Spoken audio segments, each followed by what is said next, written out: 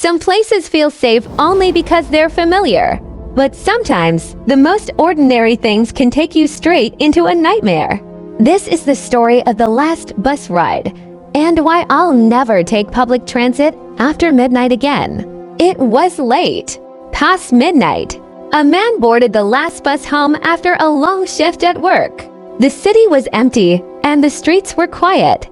Inside, only a few passengers sat scattered in silence. No talking, no movement. Everyone kept their heads low. He sat near the back, watching the dim streetlights flicker outside. At the next stop, a woman entered.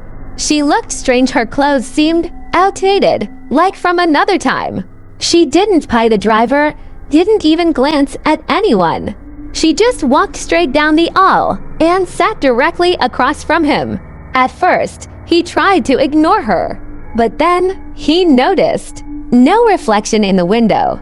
Her face seemed blurred, like fog on a mirror. And then the other passengers looked up.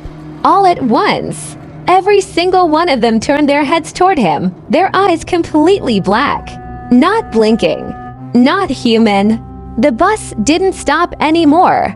Street after street, the driver kept going, faster and faster, past his neighborhood, past the city itself.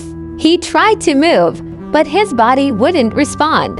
The woman leaned closer, and for the first time, he saw her face clearly. It wasn't a face at all, just stretched skin with a wide mouth underneath, opening wider and wider, as though it wanted to swallow him whole. The last thing he remembered was the sound of screaming, not his own, but dozens of voices echoing from the inside of the bus walls. The next morning, police found the bus parked at the depot, empty, engine cold.